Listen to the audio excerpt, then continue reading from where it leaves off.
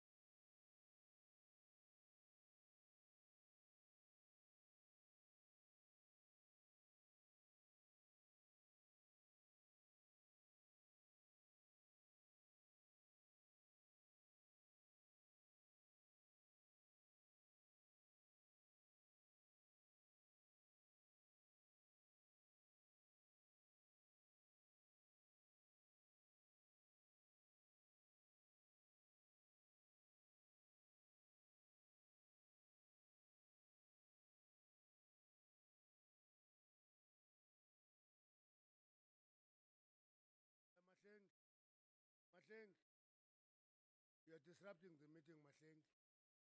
You are disrupting the meeting. Yes. Disrupt the meeting, Mahleng. Comrades,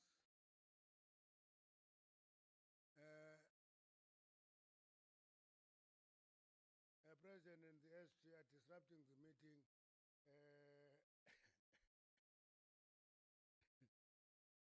Molo President. Kunjani? Mamelani. First of all, let's apologize for the late start. We thought it appropriate to wait for the president. We thought it appropriate to wait for the president. I'm sure he says he has been here for some time, but all of you have seen him entering. So there's a difference between facts and the narrative, you know. It's not the same. So we're going to start now. Thank you very much for your patience.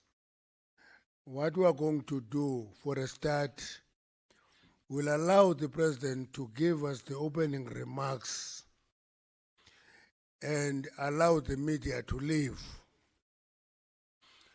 Then we proceed with the meeting normally as the agenda stands. Every other formality we'll do after that. President, please. You may be wanting to give us an opening remarks.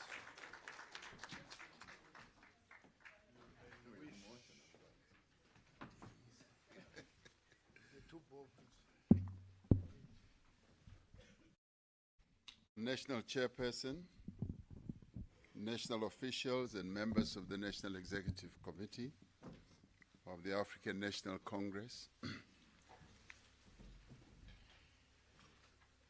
We agreed that we would have this meeting to discuss local government. So therefore, we welcome you all to this special meeting of the NEC, because we are here today to deepen our resolve and to streamline our strategies and strengthen our programs to address the deep-seated challenges across the local government sphere. It is important for us, as we discuss the challenges of local government, to remember what the drafters of our Constitution, who through the broad and rigorous consultation process that was embarked upon, envisaged what the role of local government should be in the state architecture we constructed. Our Constitution established local government as a distinct sphere of government alongside national and provincial government, with the responsibility to promote democratic governance by bringing government closer to the people and give communities a say in decisions that affect their lives. The objects of local government in terms of include providing democratic and accountable governance, ensuring sustainable service delivery, promoting development in the areas where they live, promoting a safe and healthy environment, and encouraging community involvement, particularly in the decisions that are taken that affect their lives. Local government is effectively the front line of service delivery. Local government is effectively the front line of service delivery. Local government is effectively the front line of service delivery.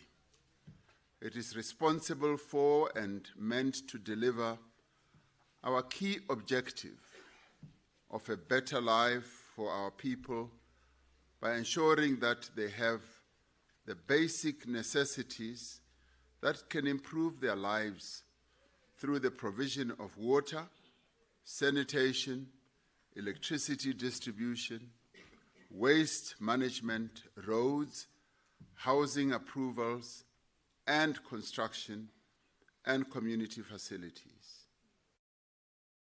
Municipalities are also meant to play a central role in infrastructure development, such as roads, street lighting, and public transport systems.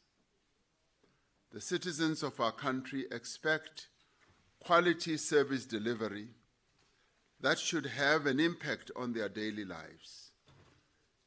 It is this that determines our people's trust in government at local, provincial, and national level. One of the key functions of our municipalities is to promote economic growth by creating conducive environments for investment and business development. Investments and businesses, as I often say, do not take place at the union buildings or at Steenhuis. They happen at local government level. Through local economic development initiatives, local government is meant to focus on supporting job creation, especially in our cities, in our towns, in our townships, and in our rural areas. The dictum of the people, for the people, and by the people is best expressed at local government level, as that structure is the closest level of government to the citizens of our country, ensuring direct participation in government. Political tools such as the Integrated Development Plans, IDPs, including the development of budgets, require community consultation, ensuring that people's needs do shape municipal priorities. Ward committees and public meetings strengthen participatory democracy. In reality, municipalities need to act as developmental agents, addressing our challenges of poverty, inequality, and unemployment. They implement social protection programs for indigent households, a process which we should address as one of the key priorities of reducing the cost of living that our people are suffering under. Provision of housing support and community upliftment initiatives are the terrain and the responsibility of local government. Local government of local government. Local government should be the rock bed of ensuring accountability through elected councillors who represent communities working together with a professional and capable civil service cohort. Municipal oversight structures should vigilantly monitor budgets and how money at local government is spent. They should monitor service delivery and should also ensure that corruption does not take place.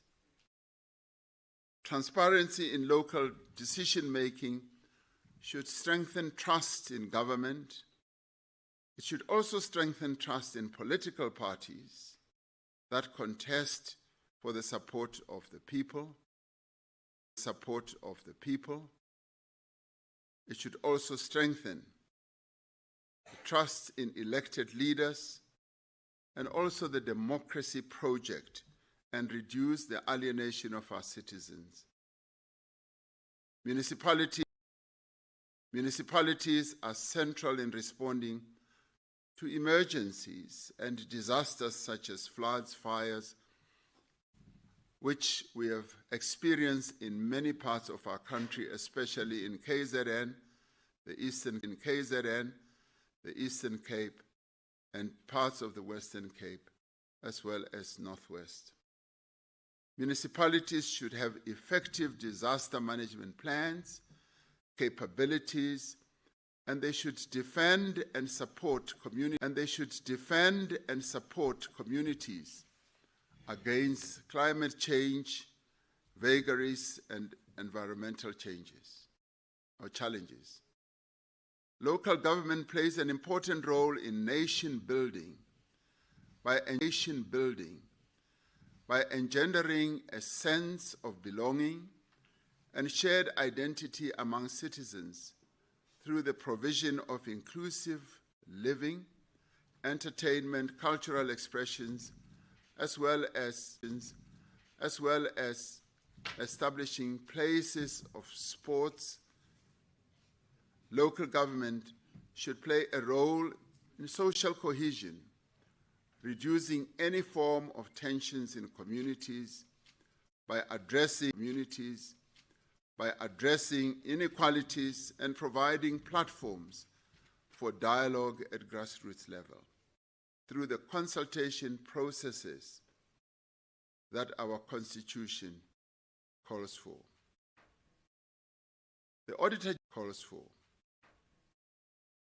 Auditor General of South Africa, in characterizing the role of local government, has said the South African Constitution envisaged that citizens will live in cities, towns, and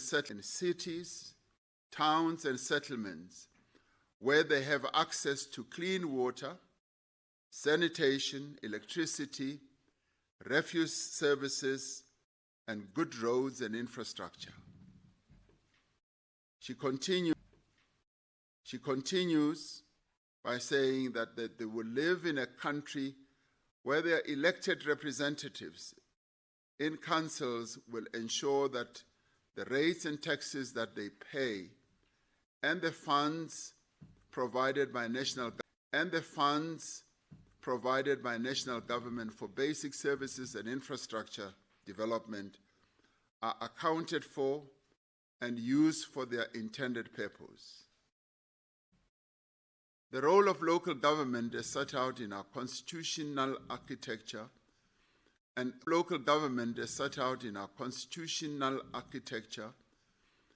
correctly described by the Auditor General, therefore paints a blueprint of what type of local government the people of South Africa expect.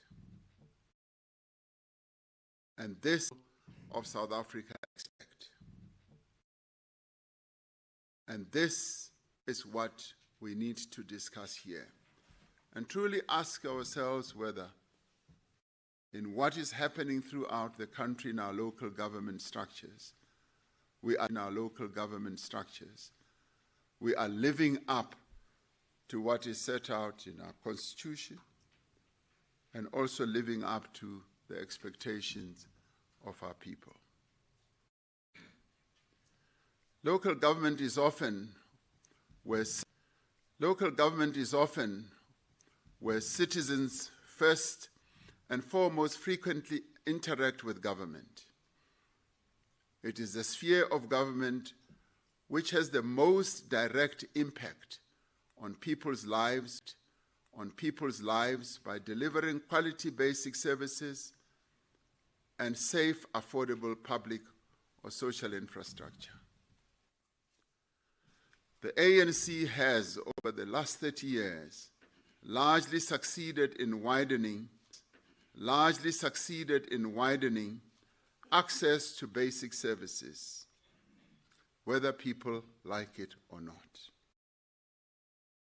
It has also improved lives of millions of people across the country by implementing policies that were directly directed at improving the lives of our people. Racially based access to services such as water, sanitation, houses, transport, health services, and others have been removed from the statute books. Despite this real progress, certain apartheid economic and spatial legacies still influence how people experience and interact with government. An examination of the current state of local government in our country paints a truly concerning picture. Successive studies, both internal and external, place the blame for dysfunctional and ineffective local government largely on the shoulders of political parties, be it parties that have outright majority to run councils, or be they in coalition governance arrangements. Too many of our municipalities fail to deliver even the most basic services, either due to incapacity or mismanagement. This failure can be so severe in some places that we find that water and sewage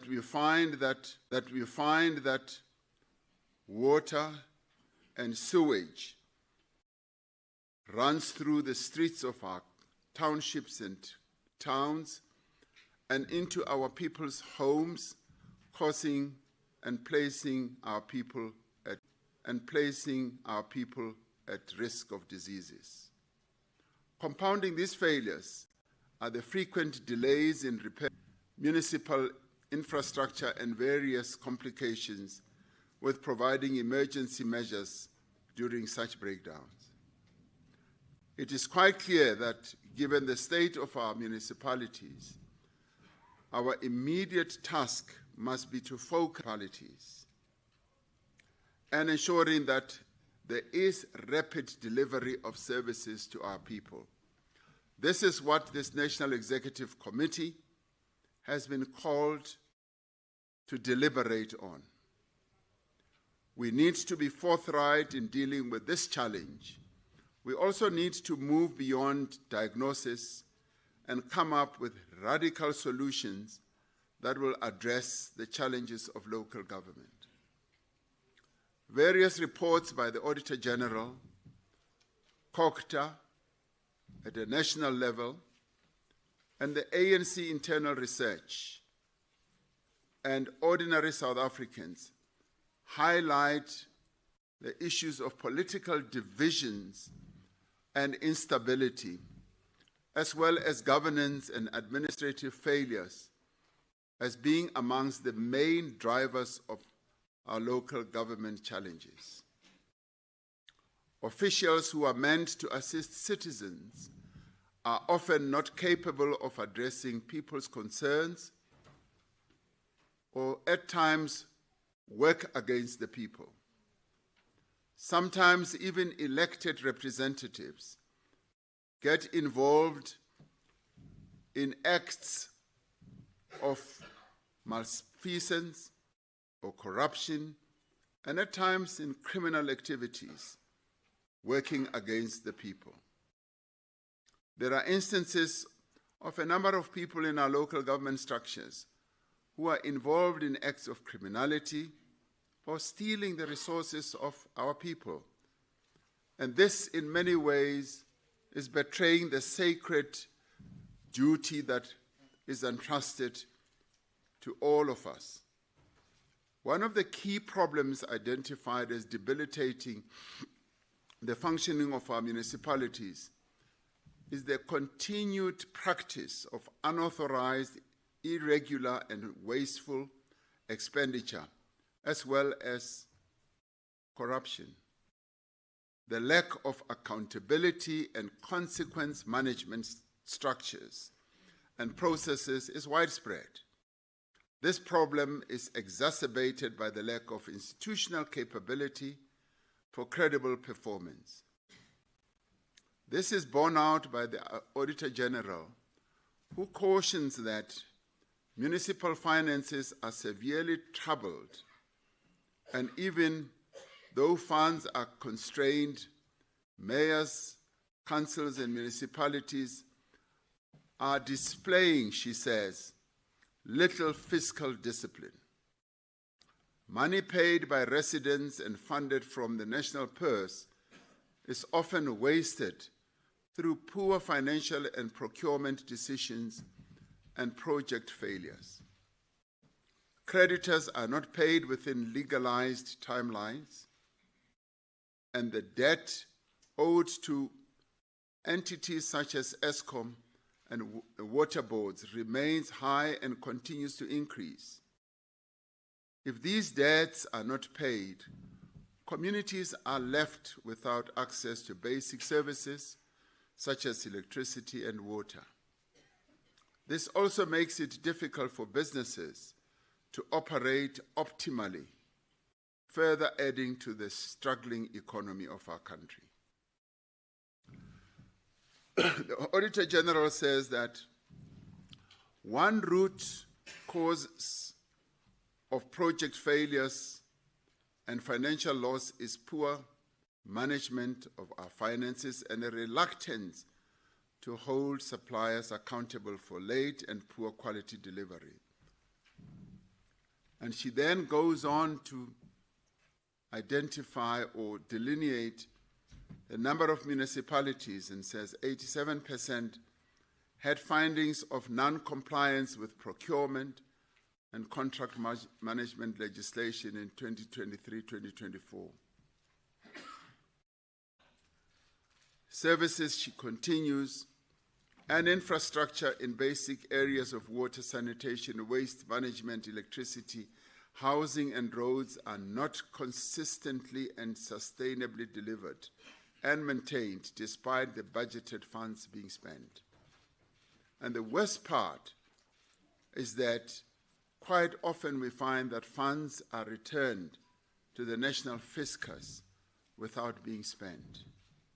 And I've often said that this is a treason against our people because they expect that when Parliament budgets or adopts a budget and the money is transferred, they expect that the money will be spent. The deteriorating living conditions, she continues, and harm caused by polluted water resources and landfill sites are widespread. The other overriding concern is that municipalities struggle to improve their revenue collection levels despite implementing financial recovery plans and turnaround strategies. Infrastructure delivery and maintenance are also still not receiving enough attention. The lack of accountability at most metros as well is clear from the slow response to that they observed. It is rare for metro leadership, she says, to account to provincial legislatures and parliament.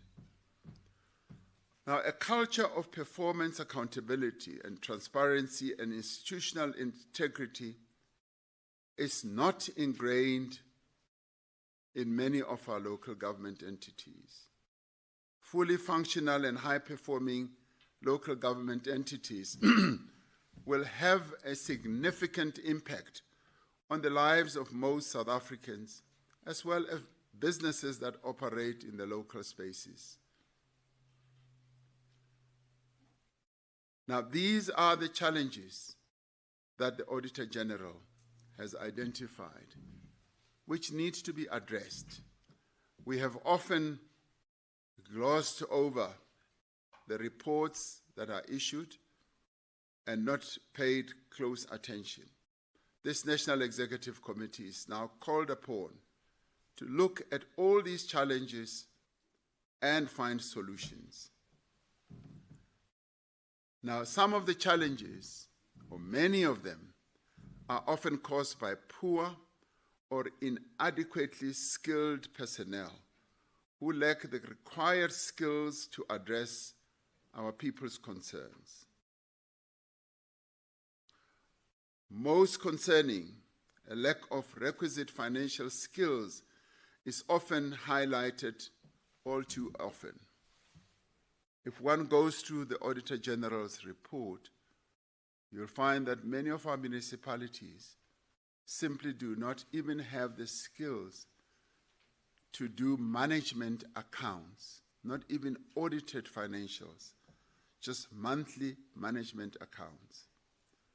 And what they often do is to outsource that whole function. And even if it is outsourced, it is found that the results of the outsourcing come out flawed, leading to the Auditor General issuing disclaimers and a whole number of other reports. It is therefore imperative that this NEC must come up with solutions on what should be done with immediate effect to stabilize local government and address the challenges of our municipalities. For starters, one of the frequently asked or stated complaints is that ANC councillors do not hold public meetings. They do not engage communities and do not give feedback to give credence to the consultative nature of what a local government structure should be like. I should immediately add that in the end, it is not only the ANC. We're finding that in many parts of the country, we do not see public meetings that are held to inform our people about the activities of local government. Holding regular public meetings, engaging the people and giving feedback is an important element of holding public representatives accountable. We must immediately and without fail strengthen consistent engagement with our communities and report backs to communities and ensure that we rebuild trust between the ANC public representatives and the people that they serve. It's been found that even where local government faces serious challenges of not having the financial resources, when a local government does consult the people and explain in detail and transparently what the challenges are, the people of our country do understand. Now, quite often, many of the protests that take place is because the people are not informed of the challenges or the problems that our local government representatives and officials are facing. Now, this is going to require collaboration to solve problems such as those between communities, civil society, government, organized labor, and business in every locality. The district development model needs to be implemented vigorously to rebuild local government. And we have seen how effective the district development model, when it is properly implemented, can yield. We've seen how it has turned around eThekwini local government. Durban was just going on a down sort of trajectory and had lost its luster of being the tourism mecca of our country. And it was when the district development model was implemented, when we established the presidential working group, which brought together national government, provincial government, and local government, business, labor, and community-based organizations, that we were able to turn Durban or eThekwini around. That is precisely what we saw happening. And it is a solution that we need to apply in many other places. We've set up a presidential working group for Johannesburg, and we are now being requested to set a same type of solution to many other metros particularly. All too regularly, corruption, mismanagement, and an outrageous lack of consequent management and accountability allow dysfunctionality to continue with impunity, thus prolonging the suffering of our people living in affected communities. Now, this must end, and this NEC must take bold decisions on how we are going to address this. This failure at local government level feeds into a narrative about a failing and declining ANC, and thus provides further ammunition for our detractors. The ANC, therefore, needs to be bold in taking action to resolve the dysfunctionality at local government level by dealing with this elephant of corruption and malfeasance. The following steps should be embarked upon to address some of the key challenges we face in local government. The ANC must ensure that our candidate selection methods for the forthcoming local government elections produce capable, qualified candidates of impeccable and moral standing. Much as we are standing here and talking as the ANC, we even say, and I said it yesterday as president, that I'm calling upon all political parties, when they deploy candidates for local government, even as we will compete with them vigorously and win, they must deploy people who are capable, people who are well-skilled and knowledgeable about local government, and particularly about the challenges that our people are facing. Our movement must also insulate our candidate selection process against interference and malfeasance ourselves. Membership of the ANC comes with rights and duties. Part of those duties is to protect the stature and image of the ANC, but more importantly, to protect the interests of our people. But what is more important is that if the conduct and behavior of anyone deployed acts against the interests of our people through abusing or stealing the resources of the people and harms the standing of the ANC must take steps without delay to take action. We often delay for too long, and this harms the standing of the ANC. Much of the instability at local government is attributed to volatile coalitions. The finalization of the coalitions bill that is the Municipal Systems Amendment Bill, will aid in bringing stability to this area.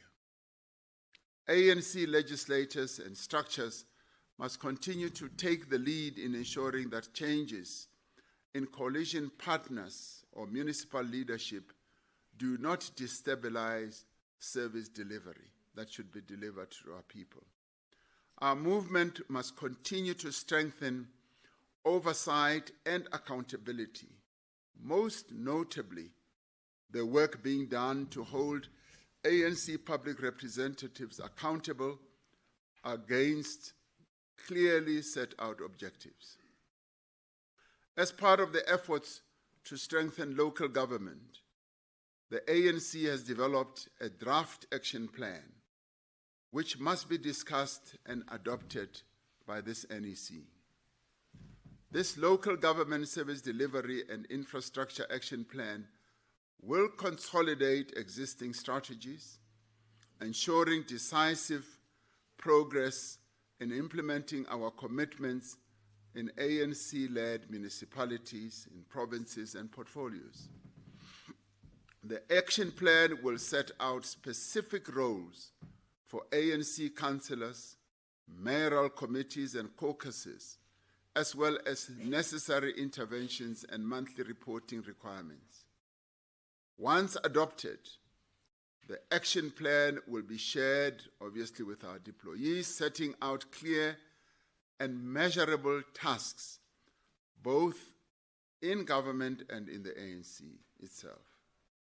Municipal infrastructure in our country is showing significant decay and collapse in critical areas such as in roads, water, and electricity. This is across rural and urban areas. Part of the action plan must prioritize the delivery and maintenance of social and public infrastructure to our communities. Our interventions must be more bolder and they must be more targeted to ensure more economically and spatially equitable access to quality basic services to our people. The people must be able to access government services easily, and when they do have to travel, the transport infrastructure, they must do so on an accessible basis, safe and affordable manner. An important task for ANC structures is to familiarize themselves with and ensure effective oversight and influence over ward delimitation and oversight processes. It is clear that many citizens are not familiar with the impact these processes have on issues such as equitable resource allocation, distribution, and representation. The ANC will measure the success of the action plan by the clear and visible improvements shown in every municipality and in whether we succeed in regaining people's trust. This is going to be a true litmus test for us as the African National Congress, particularly in the forthcoming local government elections. Drawing on lessons learned, and we are learning from interactions with the people of our country and from formal processes such as the submissions received through the white paper on local government review process, we must focus on stabilizing municipalities and delivering quality services by coming up with innovative ideas of how we can reform local government so that it can function to advance the interests of our people. This means that we must come up with innovative and, if you like, modern ideas of the processes that can improve local government, including how we fund major projects at local government level. Key to the success of any local government reform program will be, as I said, the full implementation of the district development model and all of government and all of society operating together. The DDM is meant to bring all three spheres of government and other stakeholders together with a view to integrate planning, budgeting, and to drive development and service delivery. It will be important for members of the executive and other public representatives who have been appointed as DDM champions to play their roles fully and drive cooperation and collaboration across the three spheres of government. And I must say that the deployment of ANC NEC deployees, as well as the champions even at government level, where comrades and deployees are living up to their deployment, tends to pay a lot of dividends. And I'd like to thank those who are diligently and faithfully executing the tasks that they have been given, both at ANC level and government level. One of the other discussions that we must have is to discuss the funding of municipalities. There are many municipalities that are struggling as a result of a lack of meaningful tax base. We cannot postpone this matter any longer. The debt burdens that many of our municipalities have should also be addressed. Many owe billions of rands to ESCOM and water boards. But at the same time, government entities also owe municipalities billions of rands. Effective solutions must be developed to deal with this problem. The ANC must be bold in dealing with the challenges that our municipalities are facing. And this NEC must be decisive to rebuild our local government. Local government, in the end, is the heartbeat of our country's democracy. It shapes daily life, it drives local economies, and ensures that governance is responsive to our people's needs. Strengthening municipalities or local government is central to achieving both the NDP, the Agenda 2063, and the Global Sustainable Development Goals. We must therefore be firm in holding our local government deployees and officials to a much higher standard of performance and accountability, and must strictly hold the 4,853 of our ward and PR councillors to their legal duties and requirements set out in the action plan. In the end, we should be clear and firm on saying that if people who are deployed do not execute the tasks that they are deployed for, they must be removed without any fail. If people who are deployed get involved in acts of malfeasance and stealing money from the public purse, they must also be removed without failure. And this is the real heart of accountability and consequence management. We all need to now know that if we do not act in accordance with what we are expected, and if we do not give high performance for the tasks that we are meant to execute, all of us, all and sundry, be it elected officials or representatives rather, or appointed officials, we should now know that the concept of consequence management and accountability is now going to have big legs, and people will be held accountable. And the evaluation processes of what we do will also get into top gear to ensure that we do, in the end, do what our people expect. Failure to perform will have dire consequences for our people. The ANC must lead from the front to address this challenge. We have addressed many difficult challenges in the past, difficult challenges that many people thought would collapse the ANC, and those challenges did not, as we addressed them. I do believe that we can do this, and in the end, we must do this. We must act not only in the interests of the ANC, but in the interests of our people. The ANC is a servant of the people, and that servanthood is fully exemplified at local government level. So this NEC, therefore, as it meets this weekend, must focus on this issue of local government. I thank you.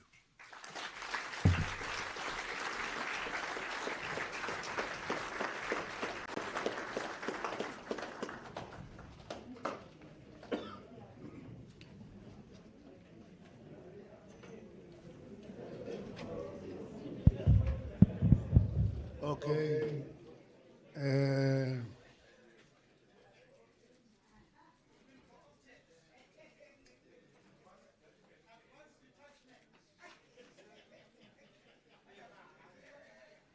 Masanza Ngolshob, may we request members of the media to leave?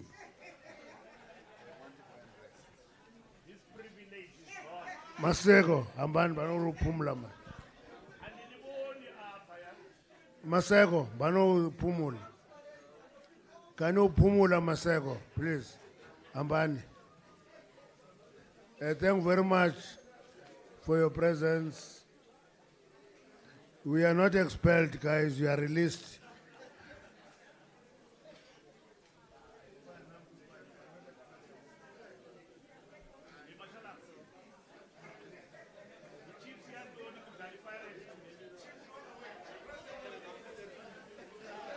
Guys, get moving. Siyanithanda, siyanibulela, kodwa phumani. Maseko. Unithanda kwethu akuzusinceda phumani.